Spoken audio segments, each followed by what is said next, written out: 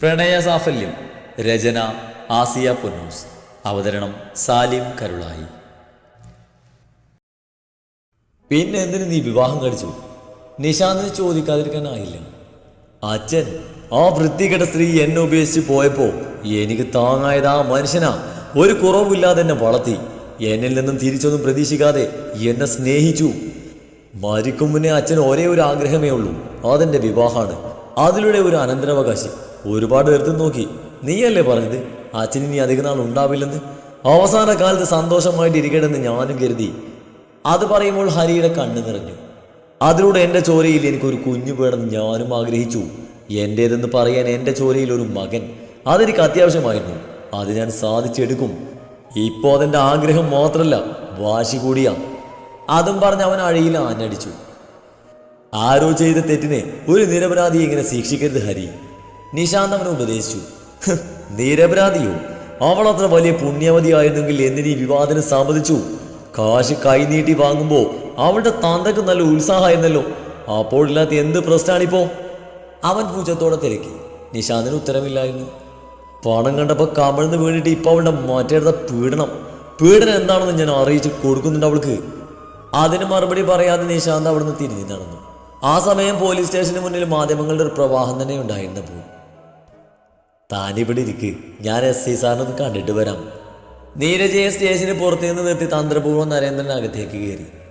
ഏത് വിധേനയും ഹരി സത്യങ്ങൾ വിളിച്ചു പറയാതെ തൻ്റെ പക്ഷം ചേർക്കണമെന്ന ഒറ്റ ചിന്തയെ അയാൾക്കുണ്ടായിരുന്നുള്ളൂ.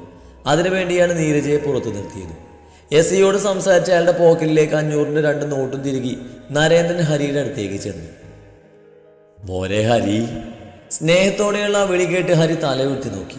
ആഗതനെ കണ്ടപ്പോൾ ഹരിയുടെ ചുണ്ടിൽ പൂച്ചം നിറഞ്ഞു. ഹാരിത് അമ്മായപ്പനോ? ജയിൽ പുള്ളിയായ മരുമകന്റെ സുഖവിവരം അന്വേഷിക്കാൻ ഇറങ്ങിയതാണോ? എവിടെ നിങ്ങളുടെ സൽപുത്രി? ജീവനുണ്ടോ അതോ ചത്തോ? അവൻ എണീറ്റ് വന്നുകൊണ്ട് ചോദിച്ചു. ഓ, ജീവനുള്ളത് കൊണ്ടല്ലേ ഞാനിപ്പോൾ ഈ ലോക്കപ്പിലായത്, അവൻ തന്നെ പറഞ്ഞു. മോനെ. നരേന്ദ്രൻ എന്തോ പറയാൻ തുടങ്ങി.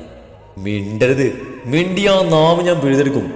എൻ്റെ അച്ഛൻ്റെ ചോര നീരാക്കി ഉണ്ടാക്കിയ കാശ ഞാൻ തനിക്ക് വാരി തന്നത്. 1-2 അല്ല, ലക്ഷങ്ങള്. കാശ് വാങ്ങി കീശയിലിട്ടിട്ട് അവസാനം മറ്റേടത്ത് ഏർപ്പാട് കാണിച്ചാലുണ്ടല്ലോ. അഴികൾക്കിടയിലൂടെ കൈയിട്ട് ഹരി അയാളുടെ കുത്തിനെ പിടിച്ച് മുറുക്കി. നരേന്ദ്രനൊന്നും പിടഞ്ഞു. കോൺസ്റ്റബിൾ വന്ന് നരേന്ദ്രനെ പിടിച്ചു മാറ്റിയതും അയാളുടെ എന്തോ പറഞ്ഞുകൊണ്ട് നരേന്ദ്രൻ വീണ്ടും ഹരിയുടെ അടുത്തേക്ക് വന്നു. ഞാൻ അകത്തായത് തൻ്റെ ഭാഗ്യം, ഇല്ലെങ്കിൽ താനും തൻ്റെ മോളിൽ നിന്ന് കാത്തിയനെ. ഹരി ചുണ്ടുപൊട്ടി. ഹരി, എനിക്ക് നിന്റെ ദേഷ്യം മനസ്സിലാവും, പക്ഷെ ഞാനൊരിക്കലും നിന്നെ ചതിച്ചിട്ടില്ല മോനെ. അവളാ, ആ മീരയ എല്ലാത്തിനും കാരണം. നരേന്ദ്രൻ പറയുന്നുണ്ടെങ്കിൽ ഹരിയെ പാളി നോക്കി. ഹരി അയാളെ തുറച്ചു നോക്കി. ഹരി കരുതും പോലെ മീര എൻ്റെ മകളല്ല. നരേന്ദ്രനെ തുറന്നു പറച്ചില്ലെങ്കിൽ ഹരി ഒന്നും ഞെട്ടാതിരുന്നില്ല. സത്യമാണ് ഹരി, നീരജയ്ക്ക് വിവാഹത്തിന് മുമ്പ് സംഭവിച്ചൊരു കൈപ്പിഴ മാത്രം അവള്. പക്ഷേ ഭാര്യയുടെ അവിഹിത സന്തതി എന്ന തിരിവ് ഞാൻ അവളോട് ഇന്ന് വരെ കാണിച്ചിട്ടില്ലായിരുന്നു മോനെ. സ്നേഹം കൊടുത്ത് തന്നെ ഞാൻ വളർത്തിയത്. പക്ഷെ അട്ടയെ പിടിച്ച് മെത്തയെ കിടത്തിയ അത് കിടക്കില്ലല്ലോ. നരേന്ദ്രന്റെ സംസാരം കേട്ട് ഹരി അയാളെ സൂക്ഷിച്ചു നോക്കി. നരേന്ദ്രൻ ഇനിയും വിശ്വസിക്കാൻ അവനൊന്നും മടിച്ചു. അത് മനസ്സിലാക്കിയ നരേന്ദ്രൻ നീരജയോടും ശ്രീയോടും പറഞ്ഞ അതേ കഥ ഹരിക്ക് നേരെ പ്രസംഗിച്ചു. അതിലവൻ പാതി വിശ്വസിച്ച മട്ടാണ്. അവളെ പണം വാങ്ങി വിൽക്കണമെന്നൊന്നും എനിക്ക് ആഗ്രഹം ഉണ്ടായിരുന്നില്ല. പക്ഷേ ലക്ഷങ്ങളുടെ കണക്ക് കേട്ടപ്പോൾ അവളും ശ്രീയെ മറന്നു. പണം കൈപ്പറ്റി വിവാഹത്തിന് സമ്മതിച്ചു. നിലയുടെ ജീവിതം സേഫാവലും ഞാനും കരുതി. ഏറ്റെടുത്ത് ജോലി കഴിഞ്ഞാൽ ആ പണം ഉപയോഗിച്ച് മീരയും സ്വസ്ഥമായി ജീവിക്കുമല്ലോ. പക്ഷേ വിവാഹം കഴിഞ്ഞാൽ പിറ്റേന്ന് തന്നെ അവളുടെ നിറം മാറി. അവൾക്കിപ്പോൾ ശ്രീരാഗിനെ വേണത്ര. നിന്നോട് ചെയ്ത അതേ വഞ്ചന തന്നെയാണ് ഞങ്ങളോടും അവൾ ചെയ്തത്. എനിക്കറിയില്ല ഹരി, ഞാനിനി എൻ്റെ മകളുടെ താലിയെടുത്ത് അവളെ സന്തോഷിപ്പിക്കണം എന്നാണോ? എന്ത് ചെയ്യണമെന്ന് എനിക്കൊരു രൂപവും ഇല്ല. നരേന്ദ്രൻ ദയനീയമായി പറഞ്ഞു. ഹരി ഒന്ന് ചിന്തിച്ചു. താൻ വിഷമിക്കേണ്ടോ, അവളുടെ സൂക്കേടിനുള്ള മരുന്ന് എൻ്റെ കയ്യിലുണ്ട്. കാര്യങ്ങൾ ഇങ്ങനെയൊക്കെയാണെന്ന് നേരത്തെ സൂചിപ്പിച്ചിരുന്നെങ്കിൽ ഇങ്ങനെയൊന്നും ഉണ്ടാവില്ലായിരുന്നു. ഹരിയുടെ സ്വരം അല്പം മായപ്പെട്ടു. ഇതുപോലെയുള്ള സ്ത്രീകളോട് അവന് വെറുപ്പാണ്. അതറിയില്ലെങ്കിൽ കൂടി നരേന്ദ്രൻ അത്തരത്തിൽ തന്നെ കാര്യങ്ങൾ ഭംഗിയായി അവതരിപ്പിച്ചു. അവളെ ഓർത്ത് ഇനി നിങ്ങൾ പേടിക്കണ്ട. ഇനി എന്ത് വേണമെന്ന് എനിക്ക് നന്നായി അറിയാം. കൂടെ നിന്നാൽ മാത്രം മതി. ഹരി ഒന്ന് ആലോചിച്ച ശേഷം പറഞ്ഞു. ഉണ്ടാവും. പിന്നെ നീരജ മോനെ കാണാൻ പുറത്ത് വെയിറ്റ് ചെയ്യുന്നുണ്ട്. അവൾക്ക് ഈ കോൺട്രാക്റ്റിനെ പറ്റിയൊന്നും അറിയില്ല. ഞാൻ വിളിക്കാം, തഞ്ചത്തിലങ്ങ് നിന്നേക്കണേ. അയാൾ പറഞ്ഞതിന് ഹരി ഒന്ന് മൂളി. ആ മൂളിൽ കേട്ടുകൊണ്ട് നരേന്ദ്രൻ പുറത്തേക്ക് ഇറങ്ങി നീരജ കൂട്ടി വന്നു. നീരജ വർജിത ഹൃദയഭാരത്തോടെ മരുമകന് മുന്നിൽ വന്നു നിന്നു. മോനെ ഹരി, എന്താ മോനെ ഇതൊക്കെ ചോദിക്കുമ്പോൾ അവരുടെ സ്വരം ഇടറി. ഹരിക്ക് ദേഷ്യം തോന്നിയെങ്കിലും അവനത് നിയന്ത്രിച്ചു. നീരു, ഒന്നും ചോദിക്കണ്ട, ഓരോന്ന് ചോദിച്ച് വീണ്ടും വീണ്ടും വിഷമിപ്പിക്കേണ്ടടോ, നരേന്ദ്രൻ ഭാര്യയോട് പറഞ്ഞു. മോനെ, നന്നായിട്ടാണ് ഞാൻ അവളെ വളർത്തിയത്, പിന്നെ എന്താ പറ്റിയെന്ന് എനിക്കറിയില്ല. ഇങ്ങനെയൊക്കെ ചെയ്യാൻ മാത്രം അവള്. ബാക്കി പറയാനാവാതെ നീരജ ഹരിക്ക് മുന്നിൽ കൈകൾ കൂപ്പി. ഞാനിനി എന്ത് വേണമെന്നാ അവൻ മുഖം തിരിച്ചുകൊണ്ട് ചോദിച്ചു. മോനെ, അവളിപ്പോൾ ഈ ലോകത്തൊന്നുമല്ല, ഒരിക്കലും നടക്കാത്ത ഏതോ സ്വപ്നങ്ങളുടെ ലോകത്താ. അതൊന്നും ഒരിക്കലും നടക്കാൻ പോകുന്നില്ല. എൻ്റെ കൊക്കിൽ ജീവനുണ്ടെങ്കിൽ അവൾ ഈ കേസ് പിൻവലിക്കും, മോൻ്റെ ഒപ്പം തന്നെ ജീവിക്കുകയും ചെയ്യും. എല്ലാം മറക്കാനും പൊറുക്കാനുള്ള മനസ്സ് മോനുണ്ടെങ്കിൽ. നീരജ താഴ്മയോടെ പറഞ്ഞു. അത് നടക്കുമെന്ന് തോന്നുന്നില്ല. അവൾ ഡിവോഴ്സിന് മൂവ് ചെയ്യുന്നുണ്ട്. കേസൊക്കെ സ്ട്രോങ് ആയതുകൊണ്ട് ജയം അവൾക്ക് തന്നെയാവും. ഹരി പറഞ്ഞത് കേട്ട് രണ്ടുപേരും ഒന്നും ഞെട്ടി. നീരജയുടെ മുഖത്ത് ദേഷ്യം നിറഞ്ഞു. ഒരു ഡിവോഴ്സ് ഞാനും ആഗ്രഹിക്കുന്നില്ല അമ്മേ. അവൾ ഇതൊക്കെ ചെയ്ത് കൂട്ടിയത് ശ്രീരാഗിനുള്ള ഇഷ്ടം കൊണ്ടാണ്. അതൊക്കെ അവളുടെ പക്വതയില്ലായ്മയായിട്ട് ഞാൻ കണ്ടിട്ടുള്ളൂ. സ്നേഹത്തോട് ഉപദേശിച്ചാൽ തീരാവുന്നതേ ഉള്ളൂ. മീരയോട് എനിക്കൊരു ദേഷ്യമല്ല, മറിച്ച് ഒരുപാട് സ്നേഹം മാത്രമേ ഉള്ളൂ. ഇവിടെ നിന്ന് ഇറങ്ങിയാലും എല്ലാം മറന്നും പുറത്ത് അവൾക്കൊപ്പം ജീവിക്കാൻ ഞാൻ തയ്യാറാണ്. പക്ഷേ മീര. ഗൂഢമായി ചിരിക്കുന്ന നരേന്ദ്രനിൽ നോട്ടം നീരജയിലേക്ക് മാറ്റി ഹരി പറഞ്ഞു നിർത്തി. അവൾ വരും, ചെയ്ത എല്ലാ തെറ്റിനും മാപ്പ് പറഞ്ഞ് കേസും പിൻവലിക്കും. അതിനവൾ തയ്യാറായില്ലെങ്കിൽ പിന്നെ എനിക്ക് അങ്ങനെ ഒരു മകളില്ല, നീരജ തീർത്തും പറഞ്ഞു. അമ്മേ, എടുത്ത് ചാടിയിട്ട് ഒരു കാര്യമില്ല.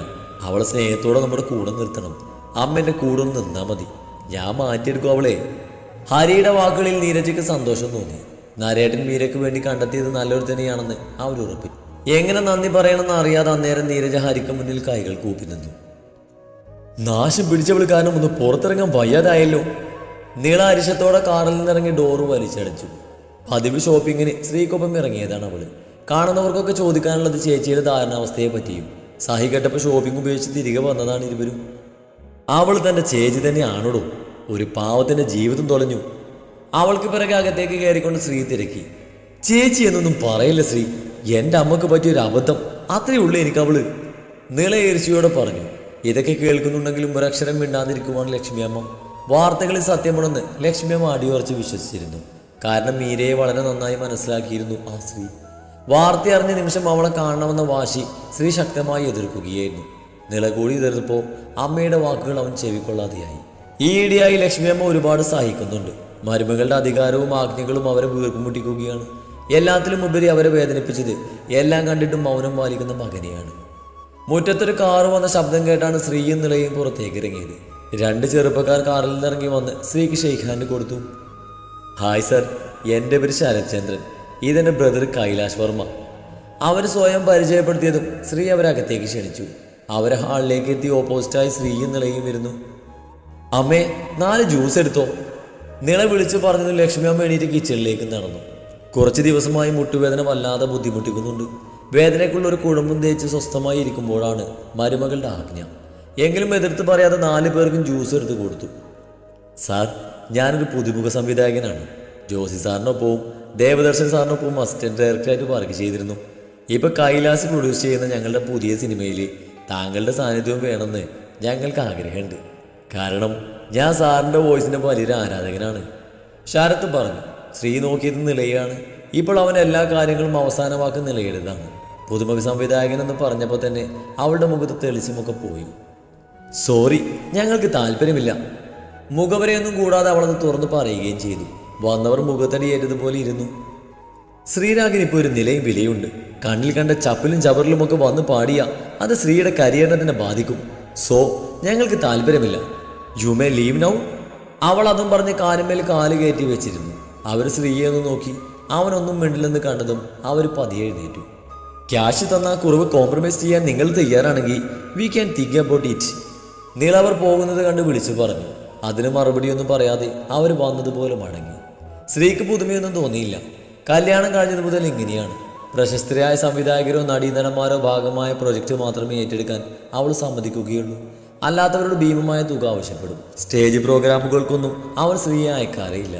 അതുകൊണ്ട് തന്നെ അവനെപ്പറ്റി നല്ലതൊന്നും ആരും പറയാതെയായി. കിട്ടിക്കൊണ്ടിരുന്ന വർക്കുകൾ കുറയുകയും ചെയ്തു.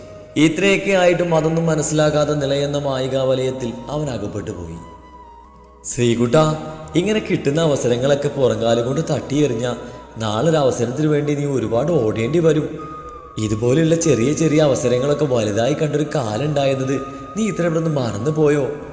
ലക്ഷ്മിയമ്മ കണ്ടതൊന്നും ദഹിക്കാതെ ചോദിച്ചു. പണവും പ്രശസ്തിയും കണ്ടിട്ടില്ലാത്തവര് അത് കാണുമ്പോൾ പല തുള്ളലും കാണിക്കും. അതിനൊപ്പം തുള്ളാൻ നിന്നാലേ നഷ്ടം നിനക്ക് മാത്രമേ ഉണ്ടാവൂ. ലക്ഷ്മിയമ്മ ഇഷ്ടക്കേടോടെ പറഞ്ഞു. എന്നോട് എന്തെങ്കിലും പറയാനുണ്ടെങ്കിൽ നേരിട്ട് പറയാം, ശ്രീയോട് ചീരണ്ട. നിള മുഖം കൂർപ്പിച്ചുകൊണ്ട് പറഞ്ഞു. നിളെ, ഈ നിൽക്കുന്നവൻ എൻ്റെ മകനാണ്.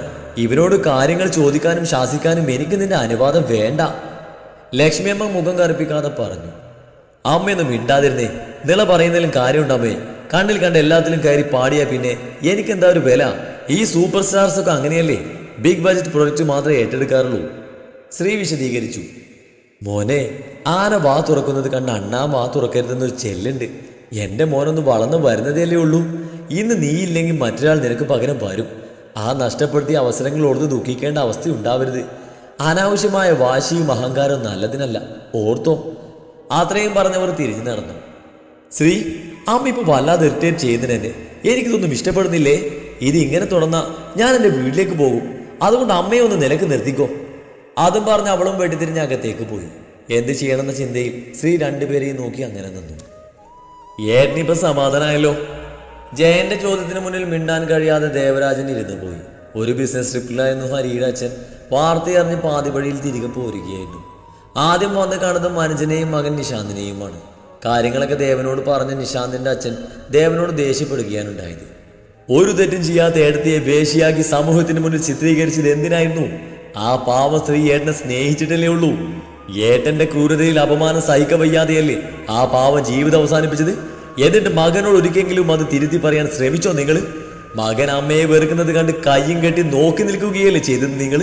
ഹരിയെ കാണുമ്പോൾ എനിക്ക് അത്ഭുതമൊന്നും തോന്നില്ല. ഏട്ടന്റെ മകനല്ലേ, ഏട്ടന്റെ സ്വഭാവമല്ലേ കാണിക്കൂ. ഇന്ന് അവന്റെ ജീവിതം തകർന്നത് പോലും ഏട്ടന് ഒറ്റൊരുത്തൻ കാരണ അല്ലെന്ന് പറയാൻ പറ്റുമോ ഏട്ടന്? ജയൻ ദേഷ്യത്തോടെ തിരക്കി. ജയ, ഞാനായിട്ട് അവൻ അമ്മയെ വെറുക്കാൻ പഠിപ്പിച്ചിട്ടില്ലടാ. ഞാൻ അയാളുടെ സ്വരം കുറച്ചു. ആര് പറഞ്ഞു അമ്മ ചീത്തയാണെന്ന് ആ കുഞ്ഞിനെ കൊണ്ട് കോടതി മുറിയിൽ ആവർത്തിച്ച് പറയിപ്പിച്ചത് ഏട്ടൻ മറന്നുപോയോ? അതുകൂടി ആയപ്പോഴല്ലേ ഏട്ടത്തിൽ തളർന്നു പോയത്. നിങ്ങൾ അച്ഛനും മകനും കൂടി ഇല്ലാതാക്കി കളഞ്ഞതല്ലേ അവരെ? ജയൻ വിറക്കുകയായിരുന്നു. ദേവന് കഠിനമായ നെഞ്ചുവേദന തോന്നി. ഹരിയുടെ അമ്മയോട് ചെയ്ത ക്രൂരതകൾ അവരുടെ വിയോഗത്തോടെയാണ് അയാൾ തിരിച്ചറിഞ്ഞു തുടങ്ങിയത്. ആ കുറ്റബോധത്തിൽ ഉരുകിയാവാം അയാൾ ഒരു ഹൃദ്രോഗിയായത്. ചെയ്ത തെറ്റുകളിലൊക്കെ കുറ്റബോധം തോന്നിയിട്ടും മകന്റെ മനസ്സിൽ പതിഞ്ഞ അമ്മയെന്ന വേശിയുടെ ചിത്രം മാറ്റി വരക്കാൻ അയാൾക്ക് കഴിയാതെ പോയി. ഇന്ന് അതിലും അയാൾ വേദനിക്കുന്നു. താൻ കാരണം മകന്റെ ജീവിതം കൂടി നശിച്ചതോർത്തിയുള്ള മാനസികാവസ്ഥ അയാൾക്ക് താങ്ങാവുന്നതിലും അപ്പുറമായിരുന്നു. മനസ്സിന്റെ സംഘർഷം താങ്ങാനാവാതെ അയാൾ കുഴഞ്ഞു വീഴുമ്പോൾ താങ്ങായി അപ്പോഴും മനുജനുണ്ടായിരുന്ന പിടി. ഇനി നിങ്ങൾ പോകാൻ നോക്കി വിശ്വ. രാത്രി ഒരുപാട് ലേറ്റായില്ലേ? ഒരാവശ്യം വന്ന് വിളിച്ചപ്പോൾ ഓടിയെത്തിയല്ലോ താൻ. താങ്ക്സ് വിശ. പുറത്ത് ചെയറിലിരിക്കവേ രാജവിഷ്ണുനോട് പറഞ്ഞു. ഈ നന്ദി ഞാൻ തന്നോടാണോ പറയേണ്ടത്? അകത്ത് കിടക്കുന്നത് ഞങ്ങളുടെ കുട്ടിയും കൃത്യസമയത്ത് ഓടിയെത്തിയത് താനുമാണ്. നന്ദിയുണ്ട് രാജ്. അറിഞ്ഞിട്ടില്ലെങ്കിൽ കൂടി നീ രക്ഷിച്ചത് നിന്റെ സുഹൃത്തിൻ്റെ മോളയാ. രാജനെ നോക്കിക്കൊണ്ട് വിശ്വൻ മനസ്സിൽ പറഞ്ഞു. വേണ്ടടോ, എന്തായാലും ഇത്രയും നിന്നില്ലേ, ഇനി ഇവിടെ ഡിസ്ചാർജ് ആയിട്ട് പോകാം. താൻ വേണമെങ്കിൽ പൊക്കോ, മോളെയും കൂട്ടിക്കോ, ഞങ്ങളിവിടെ ഉണ്ടല്ലോ. വിശ്വൻ പറഞ്ഞു. ആഹാ, അത് കൊള്ളാം. നിങ്ങളെ ഇവിടെ നിർത്തിയിട്ട് ഞാൻ പോകാനോ? മീരയെ സേഫായി ഇവിടുത്തെ എത്തിക്കാതെ എനിക്കിനി സ്വസ്ഥത കിട്ടില്ല. എൻ്റെ മോളെ തൊട്ട് തരികയില്ല. രാജ തമാശ രൂപേണ പറഞ്ഞു. വിശ്വനൊന്ന് പുഞ്ചിരിച്ചു. മീരയെ ഇനി എന്ത് ചെയ്യാനാ പ്ലാന്? വീണ്ടും ആ ദുഷ്ടൻ്റെ അടുത്തേക്ക് തന്നെ പറഞ്ഞേക്കാനാണോ? വിശ്വൻ ചോദിച്ചു. അത് മീരയല്ല തീരുമാനിക്കേണ്ടത്. വീട്ടിൽ പോകണമെന്ന് പറഞ്ഞാൽ അയച്ചല്ലേ പറ്റൂ. അതല്ലെങ്കിൽ വേണ്ട സഹായങ്ങൾ ചെയ്തു കൊടുക്കാം. രാജാണത് പറഞ്ഞത്. തങ്ങളുടെ കൂടെ അവൾ അയക്കുമോ എന്ന ചോദ്യം മനസ്സിൽ തികട്ടി വന്നെങ്കിലും പല മുഖങ്ങളും വിശ്വൻ അതിൽ നിന്നും തടഞ്ഞു. നിസ്സഹനായി ധ്രുവനെ നോക്കുമ്പോൾ ധ്രുവ അച്ഛൻ്റെ കയ്യിൽ മുറുകെ പിടിച്ചു. ആ മനസ്സറിഞ്ഞതുപോലെ.